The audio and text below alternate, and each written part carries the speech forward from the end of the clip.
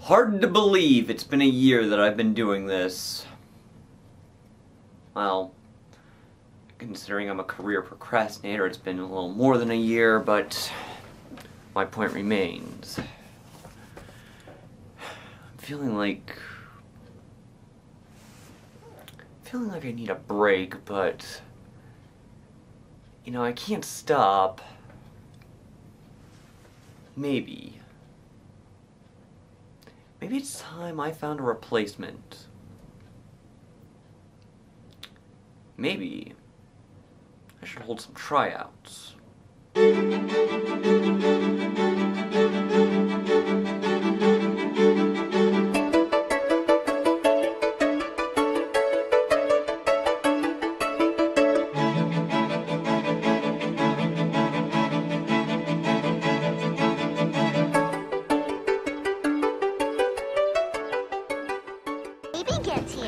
If they can walk and talk, why don't the babies ever do so around the adults on Rugrats?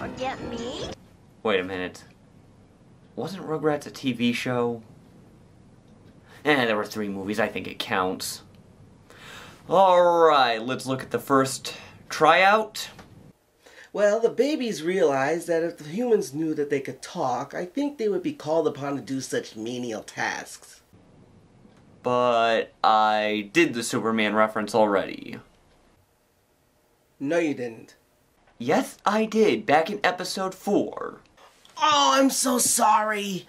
I forgot this is your show. Forgive me if I think I know your show better than you. Okay, if you know so much better than me, when did episode 4 air? After episode 3? Alright, wise guy, let's try someone else. What's your interpretation of why the Rugrats didn't speak?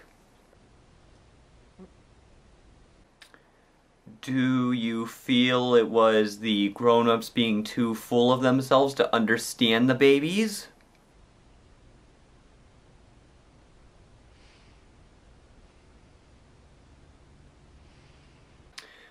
Do you believe that the babies spoke in such a complex secret language that the adults just couldn't understand it?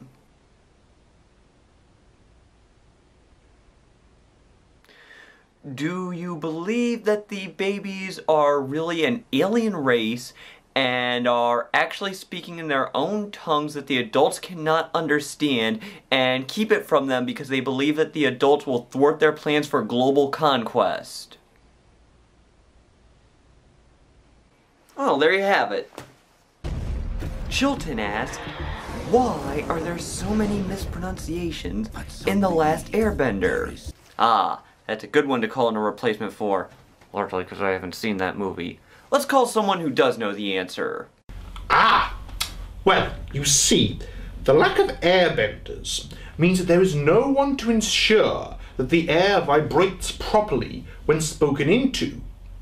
And the lack of any wardens in this regard allows vibration picts, or gibberish spoonerers, to use their scientific name, to infiltrate the air society and start a civil war between the oxygen, supported by the CO2, and the hydrogen, but then the nitrogen, being over 78% of it, sweeps through, annihilates both sides, and rules with an iron fist until, one day, a lone xenon molecule becomes tired of the oppression and goes to live in a corn cob, which messes up the corn cob's molecular structure so much that it grows to 6 feet long. It gains arms, legs, and a face. It becomes sentient, and it fights Mr. Incredible, which delays him enough that Dr. Dementia gets bored waiting for him and goes to eat a honey sandwich, which has been genetically engineered to attract the wrath of bees on an unsuspecting populace. And then the bees are eaten by wasps, and then they're eaten by hornets, then they're eaten by bigger hornets, and then the trees come alive! And they team up with the bees, wasps, hornets, bigger hornets, corn cobs, and every other piece of animal and vegetable matter on Earth to destroy all fossil fuel burning devices, power plants, internal combustion engines, anything, so as to honour the memory of their ancestors. And then everything explodes! So yeah, that's why I'm not allowed to any more environmental summits. Back to you, Alex. I'll keep you in mind. Why not? How did Sarah solve the riddle in Labyrinth? Hey, I answered that already.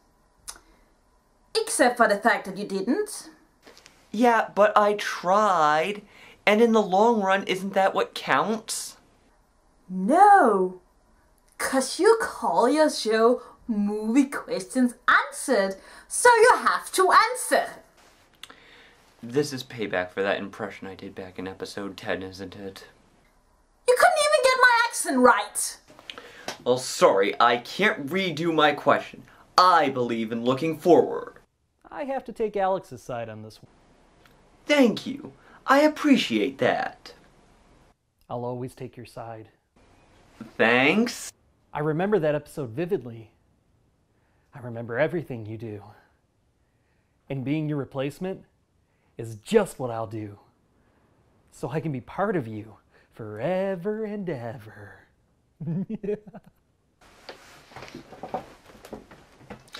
Next! If the Scarecrow has no brain, how was he able to construct plans or even do anything? Well, you see... Oh, hold on, I better answer that. Hello? If you are looking to change your image, have you ever thought about changing the name of your show to Book Questions Answered?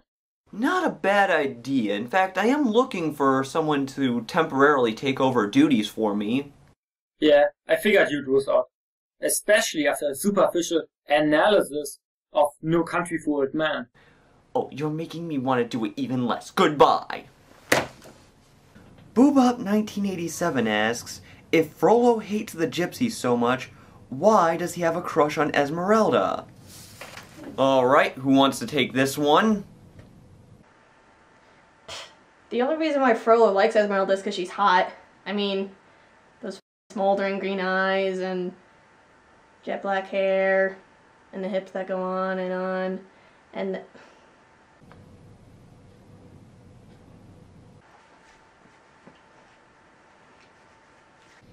Anybody else want to answer?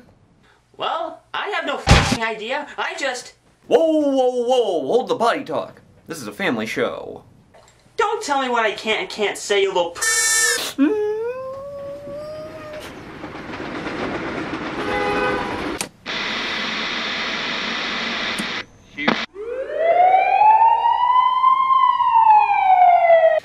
Forget about it.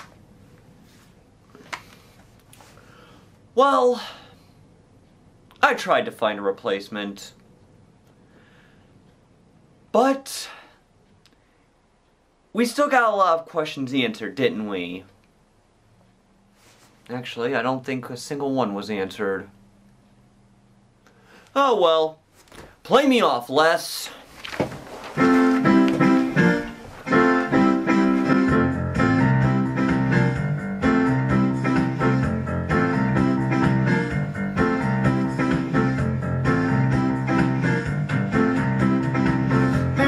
Down the street, says, why am I suffering middle now? Why am I suffering middle now? Rest my life so hard, I need a photo opportunity.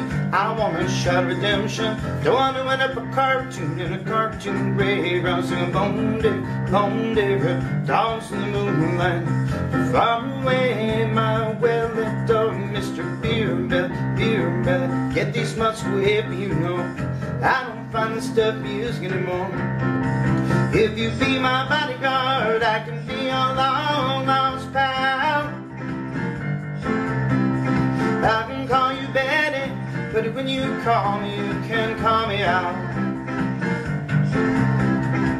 Man walks down the street, he says, why am I short of attention? Got a short little span of attention. Oh, my night so long. Where's my wife, my family? What if I die here? Who'll be my role model? Now that my role model is gone, gone. He took back down the alley with some roly-poly little Baptist girl. All along, there were incidents and accidents. There were hints and allegations. If you be my bodyguard, I can be your long lost pal. I can call you Daddy, but when you call